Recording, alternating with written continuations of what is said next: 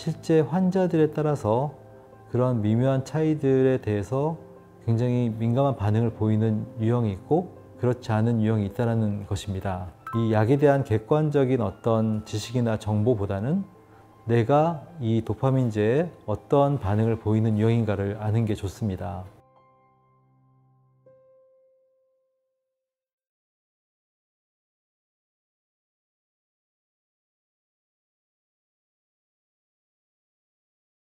네, 요즘 파킨슨병 관련해서 이슈가 되고 있는 기사 중에 하나가 마도파정이라는 도파민제가 공급이 중단되었다. 임상 현장에서 좀 혼란이 일어나고 있다는 그런 내용의 기사가 있습니다. 몇 년간 드셔왔던 이 마도파정이 빠지고 대신에 다른 약이나 또 명도파정이라는 그런 약으로 대체해서 처방이 되는 것을 겪어왔었을 텐데요.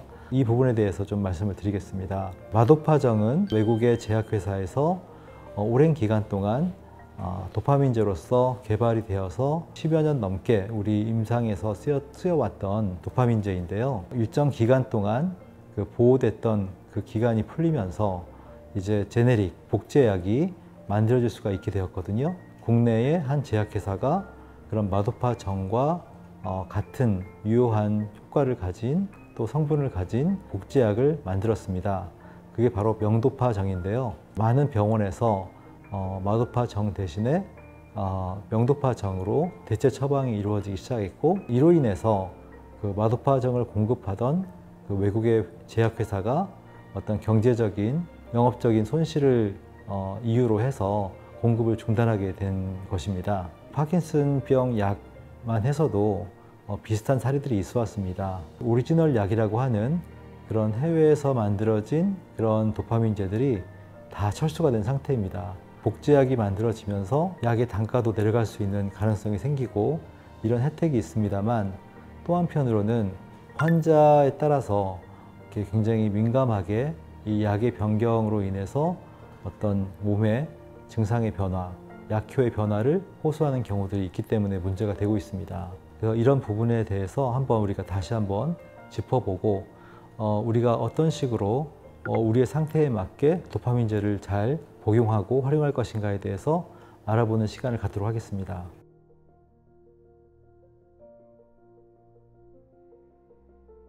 마도파정이라는 약은요, 레보도파라는 성분을 주로 하고 그 다음에 벤세라자이드라는 보조제 성분을 같이 결합해서 만든 약입니다. 제네릭으로 나온 명도파 또한 그런 같은 성분으로 해서 만들어진 약입니다. 도파민제에는 이 마도파 외에 퍼킨이나 이지레보나 여러 가지 약들이 있는데, 그 약들이 공통점은 대부분 90% 이상의 그런 레보도파라는 성분을 주로 하고 적은 성분을 다른 어떤 효연제, 보조제를 써서 그렇게 해서 약효를 보강하는 그런 식으로 이루어졌기 때문에 그런 미세한 차이들이 좀 있다고 볼 수가 있는데요.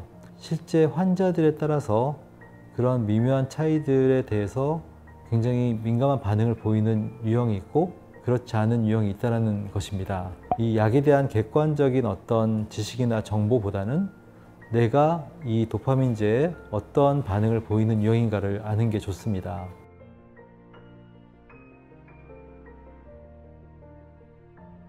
마도파정을 복용하다가 이번에 명도파정으로 바뀌면서 약효가 좀 부족한 느낌을 받는다거나 또는 전에 없던 부작용을 호소하시는 경우들이 있는데요. 모든 경우에 그런 건 아니고 차이를 못 느끼는 분들이 더 많습니다. 하지만 약 자체에 민감하신 분들이 약의 변경에 대해서도 민감한 반응을 보이는 건데요. 구성 약물이랄지 이런 제조 과정이랄지 이런 것들이 기본적으로 그 오리지널인 마도파정과 차이가 없게 만들어졌기 때문에 사실은 차이가 없어야지 맞는데요.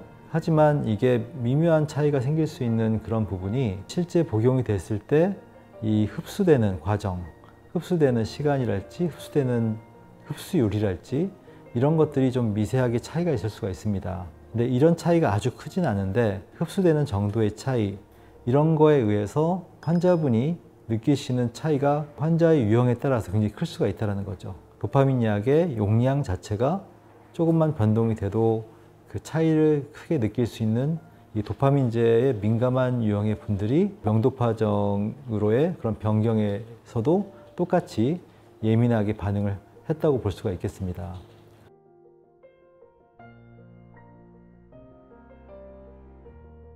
도파민제는 말씀드렸듯이 환자분에 따라서 민감한 유형이 있고 둔감한 유형이 있고 또 약효가 되게 뚜렷한 분이 있고 약효를 못 느끼는 분이 있고 굉장히 다양합니다. 내가 어떤 유형인지를 아는 게 중요합니다. 내가 일주일째 또는 2주일째 이 약을 먹고 있는데 차이를 모르겠다, 이런 분이 계세요. 이런 경우는 약의 반응도가 굉장히 떨어지는 분입니다. 이 도파민제는 보통 일반적으로 짧게는 하루 이틀, 길게는 일주일 정도면은 차이를 느껴야 됩니다. 내가 일주일 넘어 2주까지도 차이를 못 느낀다 하면은 일단 약효가 거의 해당이 안 된다, 이렇게 볼 수도 있고요. 하루 중에서 약을 먹었을 때 약효가 보통 한 2시간 정도 지나면은 최대치로 발현이 되는데, 이때의 상태와 또 몇 시간 지나서 약효가 떨어졌을 때의 상태의 차이를 뚜렷하게 느끼는 분들이 있습니다. 도파민제의 그 온 시간과 오프 시간에 대한 부분인데요. 이런 걸 내가 느끼는 유형인지 그런 걸 잘 못 느끼는 유형인지, 그것도 차이가 있습니다. 이 도파민제에 대한 반응이 어떤 유형인지를 아는 게 중요하고요. 약효가 떨어지는 오프의 시간을 최소화할 수 있도록 복용 시점을 조절하는 게 필요합니다. 일반적으로 하루에 3번을 복용하는 것이 24시간 도파민의 농도를 체내에서 일정하게 유지하고자 하는 복용법인데, 약효가 빨리 떨어지는 경우에는 하루에 4번, 5번 이렇게 복용 시점을 당겨서 복용 횟수를 올리는 방법이 있습니다. 약효가 있을 때 오히려 더 힘들고 이런 부작용이 생기는 경우에는 1회 복용량을 좀 줄여서 대신에 약효가 떨어질 때 빨리 대응하는, 즉 1회 복용량은 좀 낮추고 약 복용 횟수는 늘려가는 이런 방법도 있습니다.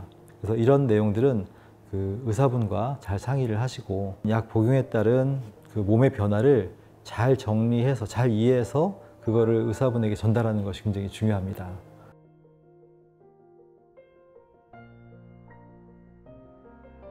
도파민제가 치료약이냐라는 그런 질문을 많이 하시는데요. 치료약이라는 그 정의는 우리가 이 약을 꾸준히 복용하면 병이 근본적으로 개선이 되고 치료가 되는 쪽으로 나아가야만 이게 치료약이라고 할 수 있을 텐데, 아니면 단순하게 증상을 완화시키고 증상을 유지시키는 그런 쪽의 약들도 있습니다. 대표적인 것이 우리가 혈압약, 당뇨약, 고지혈증약, 이런 것들은 우리가 그 해당이 되는 혈압이나 혈당 또는 콜레스테롤 수치, 중성지방 수치를 안정되게 유지하는 역할을 하는 그런 약이겠죠.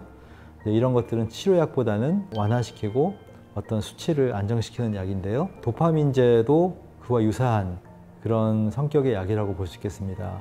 체내 도파민의 적절한 양으로 유지하게 하는 그런 효과라고 할 수 있을 텐데요. 이런 약들은 대부분 그날 증상을 완화시키고 유지시키는 약이라고 할 수 있겠습니다.